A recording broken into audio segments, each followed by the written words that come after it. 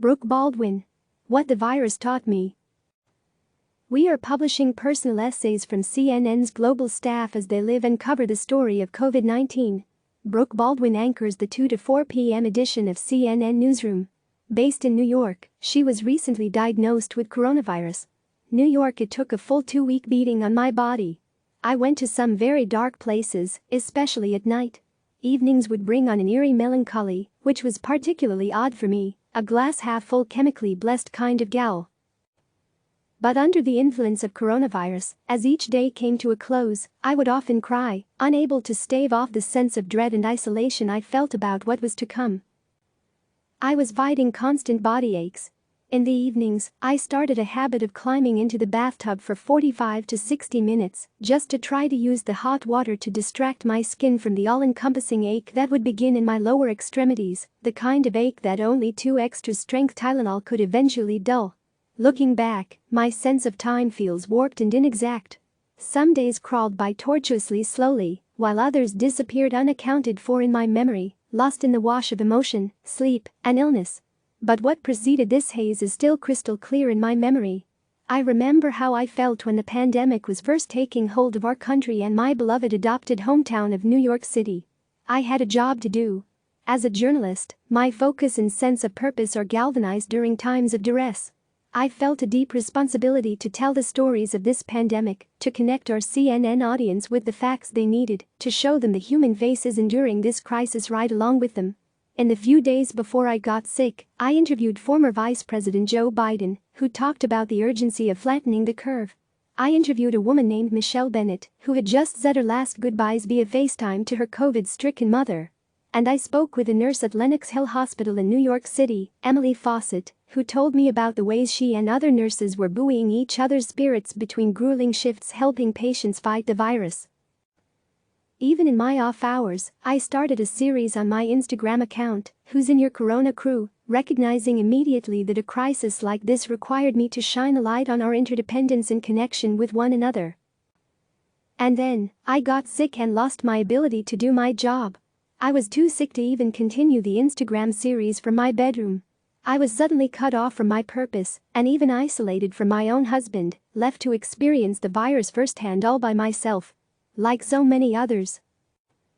My husband and I began sleeping in separate bedrooms and using separate bathrooms.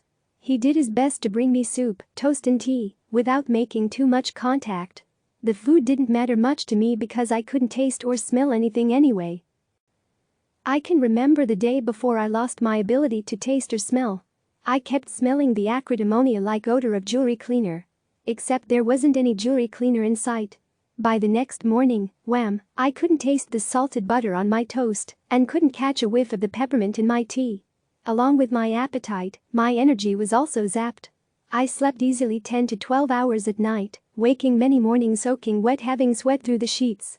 A golf ball-sized gland swelling under my jaw became the daily sign that my body was fighting. Over 2 weeks, the fever, chills, and aches would sometimes leave just long enough to fool me into thinking I was finally recovering. Then they would revisit me with a vengeance. I never knew when it would end. It was relentless, scary, and lonely. On the darker days, I didn't want to talk to anyone. After days of trying to stay physically apart from my husband, it just became impossible. He hated to see me suffer, and he couldn't not take care of me. He began to hold me in those darker moments and let me cry, whispering, "Everything's going to be all right." Today, I truly consider myself one of the lucky ones. My version of coronavirus did not take suffocating hold of my lungs the way it has with thousands of other patients, sending many of them to the ER. I never struggled to breathe. Even though my body constantly gave me the middle finger, my lungs did not. I know hospitals are overwhelmed with patients, and nurses and doctors have been working tirelessly doing heroes' work. I am glad I did not add to their stress. And most of all, I am grateful for the reminders this virus provided. First, that clarity comes from being quiet and listening to our feelings. And second, that connection is more vital to our health and happiness than we might care to admit. In our normal lives, we are faced with a barrage of distractions, events on a calendar, expectations of ourselves.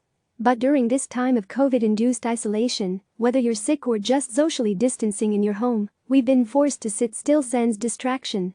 The clarity this can bring is more illuminating than anything I could have uncovered in my normally busy, full life. When I was sick and my body came to a screeching halt, I stopped doing and started really feeling. I found myself thinking about joy. Why don't I go to the beach way more often? About my work, I really would like to create a TV series helping empower women. About my mother, Mom, go get on that treadmill that has been collecting dust in your basement. I need you around a lot longer. And damn it, she finally did. And about the beautiful interdependence of my marriage, see how good it feels to let him take care of you, let him do this more. You don't always have to be so damn independent and self-reliant. In the quiet of my quarantine, I was able to more purely isolate my gratitude and my values. And one of those values is connection. Not just with my husband, but with my community, my friends, and extended family. I heard from thousands of you. Everyone from my parents, brother, aunts, current journalism colleagues, CNN boss, former boyfriends, old coworkers from every job I've ever had, my dentist, friends I haven't spoken with since college, and yes, even DJ Jazzy Jeff, who'd survived a nasty dose of COVID-19 and messaged me. So all the prayers that people sent out for me, I'm sending all your way. And this doesn't even begin to include all the thousands of Instagram comments and DMs, mostly from people who have never even met me, but who cared enough to selflessly send well wishes, love and prayers. Here's the truth, at first, I didn't feel worthy of all this attention and love. I'm a journalist. My resting state is giving someone else attention, not actually receiving it. It felt vulnerable. But as I reread a favorite green-brown book from my sick bed one day, I came upon this gem. Staying vulnerable is a risk we have to take if we want to experience connection. And I realized that sharing my own vulnerability with others online and receiving positive energy and well wishes back brings me the gift of connection. I quickly discovered how grateful I was to all of these people showing me love. It didn't take long for me to learn to lean in and receive it. In my darker moments, I would log on to Instagram just to be lifted up by love. It was overwhelming in a way I have never felt in my life. And it showed me how, even when the world stops and takes a collective breath, we're all capable of showing up for one another. And for that, I will forever be grateful. So, yeah, F COVID. But also thank you. I wouldn't wish this virus upon anyone, but I hope as my smell and taste and some sense of normalcy start to return, that I will also hold on to the clarity and connection I found while I was so damn sick. Click subscribe to receive the latest news.